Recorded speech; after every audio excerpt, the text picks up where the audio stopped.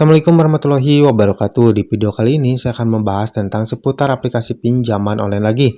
Nah, di kesempatan kali ini saya akan membahas tentang hal-hal yang menyebabkan DC dari pinjaman online malas nagih kepada nasabah yang mengalami gagal bayar atau keterlambatan di aplikasi pinjaman online. Bahkan nih, ini juga bisa menyebabkan debt collector lapangan itu malas untuk datang ke rumah nasabah tersebut. Lalu, apa saja nih hal-hal yang menyebabkan DC dari aplikasi pinjaman online ini malas nagih kepada nasabah gagal bayar tersebut? Untuk lebih jelasnya, simak video ini sampai habis. Yang pertama adalah nasabah yang memang jarang merespon penagihan peringatan dari DC pinjaman online ya, mau itu melalui WhatsApp, telepon, ataupun juga SMS.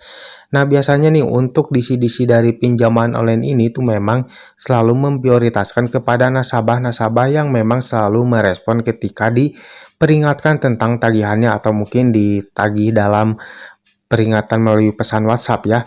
Nah, untuk nasabah-nasabah yang memang ketika dihubungi itu jarang merespon, jarang membaca, bahkan mengabaikan ya pesan-pesan yang dikirimkan oleh DC pinjaman online, biasanya tuh untuk si DC dari aplikasi pinjaman online itu malas untuk mempertanyakan lagi tentang tagihannya ya. Jadi, mereka lebih baik memprioritaskan kepada nasabah-nasabah yang memang selalu merespon ketika ditagih atau mungkin diingatkan tentang tagihannya. Jadi buat kalian yang mungkin ingin terbebas dari yang namanya peringatan penagihan ataupun ancaman-ancaman dari DC pinjol, kalian abaikan saja ketika ada pesan-pesan melalui WhatsApp dari DC pinjaman online ya, khusus buat kalian yang memang sudah tidak sanggup membayar di aplikasi pinjaman online, agar lambat laun si DC tersebut itu akan berhenti menagih kepada kalian. Nah, yang selanjutnya adalah nasabah yang bodoh amat dengan ancaman-ancaman yang selalu dikirimkan oleh DC pinjaman online.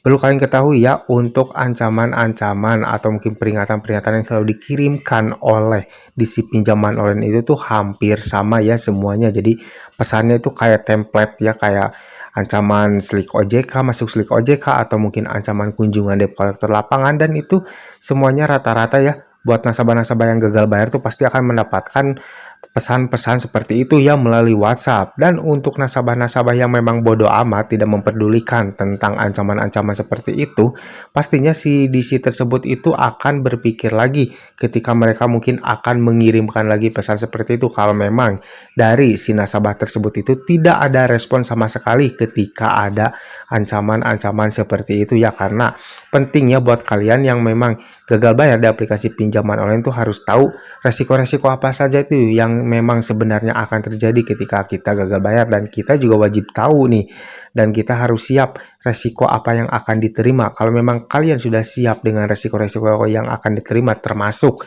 kalian itu masuk slik OJK atau by checking, khusus aplikasi yang memang masuk slik OJK ya kalian abaikan saja kalau memang kalian sudah tahu resikonya. Jadi si DC tersebut itu ketika mengirimkan ancaman seperti itu, tentunya kalian tidak kaget dan tidak takut ya dengan ancaman seperti itu. Dan mungkin dari si pihak DC yang mengirimkan pesan seperti itu juga pastinya akan bertanya-tanya kenapa nih si nasabah tersebut itu tidak ada respon sama sekali ketika dikirimkan ancaman-ancaman dari mereka ya. Dan pastinya mereka juga akan ada titik bosannya untuk memberikan peringatan-peringatan seperti itu ya kepada nasabah-nasabah yang memang selalu bodoh amat ketika dikirimkan ancaman-ancaman seperti itu.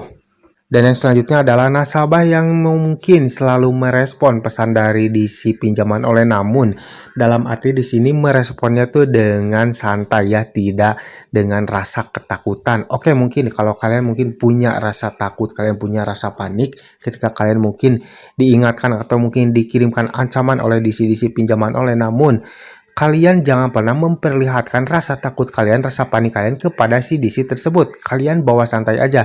Ketika ada pesan dari mereka ya kalian, kalau ingin memang merespon ya kalian responnya ya jangan terlalu serius, dan kalian jangan pernah terlihat ketakutan ya. Kalian bisalah balasnya itu dengan santai, jangan memperlihatkan rasa panik kalian, dan mereka pastinya juga akan malas ya kalau setiap mereka mengirimkan pesan kepada kalian dan respon kalian itu terlalu santai atau mungkin agak sedikit bercanda. Mereka pastinya akan merasa tidak dianggap serius ya ketika dibalas pesan oleh kalian. Jadi si DC tersebut itu memang suka malas nih dengan nasabah-nasabah yang selalu membalas pesannya tuh seperti itu ya, tidak ada keseriusannya. Dan yang terakhir adalah nasabah yang selalu menantang balik ancaman dari DC pinjaman online.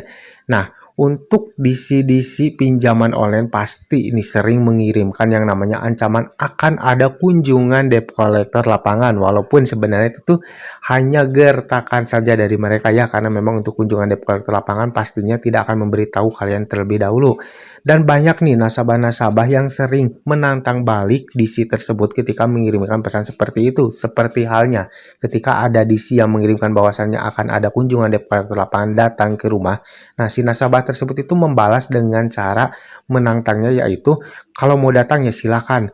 Datang saja ke sini, saya tunggu. Alamat rumah saya kan sudah tahu dari KTP, jadi datang saja, jangan banyak bicara. Nah, kurang lebih seperti itu ya. Pastinya si DC tersebut itu akan terheran-heran bahwasanya untuk ancaman dari mereka itu tidak membuat si nasabah tersebut itu merasa panik dan takut ya. Tentunya mereka juga berpikir-pikir lagi nih, kalau memang benar itu akan ada debt collector lapangan yang datang ke rumah, mereka pasti akan berpikir-pikir lagi karena dilihat dari pembalasan atau mungkin dari respon nasabah tersebut itu tuh tidak ada rasa takut dan paniknya, dan mereka juga pastinya tidak inginlah kalau harus capek-capek datang ke rumah nasabah tersebut, yang nanti endingnya pasti si nasabah tersebut itu tetap tidak akan membayar tagihannya, karena terlihat si nasabah tersebut itu terlihat seperti tidak takut dan panik ketika diancam akan ada kunjungan debt collector lapangan yang datang ke rumah. Dan itu bisa jadi ya, atau mungkin bisa menjadi penyebab si DC tersebut itu tidak akan datang ke rumah nasabah yang mengalami keterlambatan atau gagal bayar tersebut.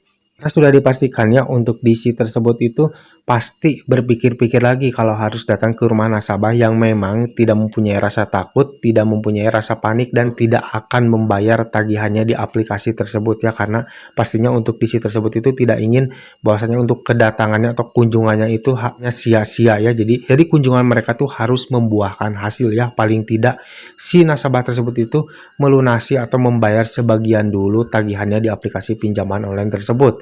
Jadi kalau misalkan dari sikap kalian itu terlihat bahwa tidak ada kemungkinan untuk membayar, pasti si DC tersebut juga akan berpikir-pikir lagi kalau harus datang ke rumah kalian ya. Jadi kalian jangan pernah takut dengan ancaman-ancaman seperti itu ya. Kalau memang kalian tidak ingin merespon ya abaikan saja, jangan pernah merespon. Kalau kalian ingin merespon kayak peringatan atau ancaman-ancaman dari mereka ya, kalian silakan, boleh-boleh saja kalian merespon, tapi dalam catatan kalian tidak boleh memperlihatkan sikap takut kalian, sikap panik kalian ketika dapat pesan dari DC pinjaman online ya. Jadi kalian tuh harus terlihat berani dan tidak takut oleh mereka agar si DC tersebut itu berpikir-pikir lagi kalau harus datang ke rumah kalian. Nah guys, inilah dia sikap-sikap atau mungkin tipe-tipe nasabah gagal bayar aplikasi pinjaman online yang tidak disukai oleh DC aplikasi pinjaman online. Jadi pada intinya kalian jangan pernah terlihat takut dan panik ya ketika kalian gagal bayar di aplikasi pinjaman online. Kalian boleh saja kalau memang kalian itu takut atau panik, ya boleh-boleh saja, itu tidak apa-apa ya, hal yang wajar. Namun kalian jangan pernah memperlihatkan rasa takut dan panik kalian itu kepada si DC aplikasi pinjaman online tersebut ya, karena ketika kalian terlihat ketakutan atau panik, tentunya itu akan menjadi kesempatan bagi si DC tersebut itu untuk menggertak kalian lebih gencar lagi agar kalian itu terlihat panik dan takut. Akhirnya kalian itu membayar atau memaksakan untuk membayar tagihan kalian di aplikasi pinjaman online tersebut, karena itu ya tujuannya, agar kalian itu panik dan memaksakan untuk membayar tagihan kalian di aplikasi pinjaman online tersebut. Oke, mungkin sampai di sini dulu video dari saya kali ini. Semoga video ini bermanfaat buat kalian. Jangan lupa like dan juga share ke teman-teman kalian, dan tetap dukung channel ini agar semakin berkembang dengan cara klik subscribe di bawah. Sampai jumpa di video selanjutnya. Assalamualaikum warahmatullahi wabarakatuh.